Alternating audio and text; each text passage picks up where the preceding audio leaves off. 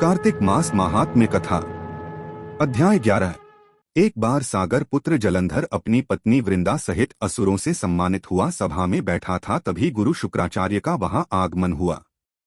उनके तेज से सभी दिशाएं प्रकाशित हो गई।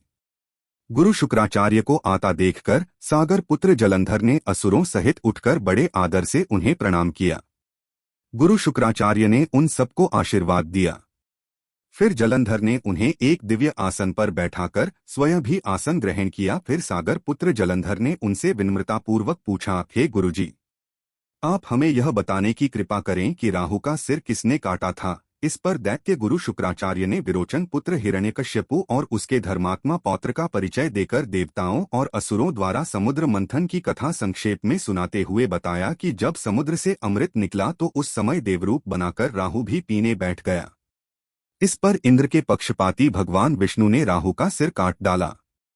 अपने गुरु के मुख से इस प्रकार के वचन सुनकर जलंधर के क्रोध की सीमा न रही, उसके नेत्र लाल हो गए। फिर उसने अपने धस्मर नामक दूत को बुलाया और उसे शुक्राचार्य द्वारा सुनाया गया वृत्तांत सुनाया।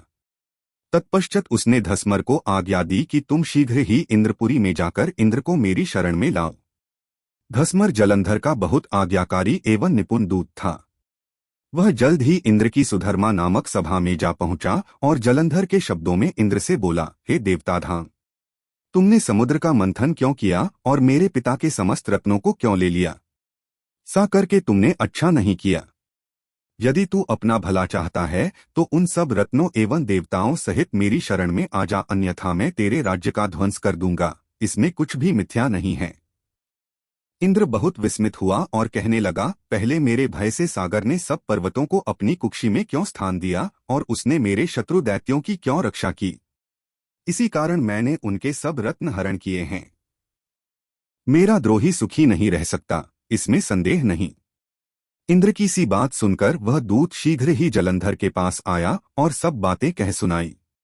उसे सुनते ही वह दैत्य मारे क्रोध के अपने ओष्ठ फड़फड़ाने लगा और देवताओं पर विजय प्राप्त करने के लिए उसने उद्योग आरंभ किया। फिर तो सब दिशाओं पाताल से करोड़ों करोड़ों दैत्य उसके पास आने लगे। शुंभनिशुंभ आदि करोड़ों सेनापतियों के साथ जलंधर इंद्र से युद्ध करने लगा। शीघ्र ही इंद्र के नंदन वन में उसने अपनी सेना उतार दी। वीरों की शंखध्वनि और गर्जना से इंद्रपुरी गूंज उठी।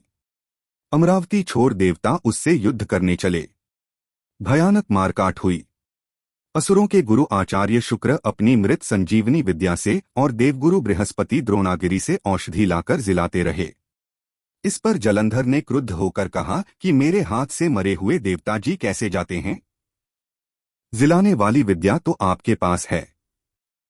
इस पर शुक्राचार्य ने देवगुरु द्वारा द्रोणाचार्य से औषधि लाकर देवताओं को जिलाने की बात कह दी। यह सुनकर जलंधर और भी कुपित हो गया। फिर शुक्राचार्य जी ने कहा, यदि शक्ति हो तो द्रोणागिरी को उखाड़कर समुद्र में फेंक दो, तब मेरे कथन की सत्यता प्रमाणित हो जाएगी।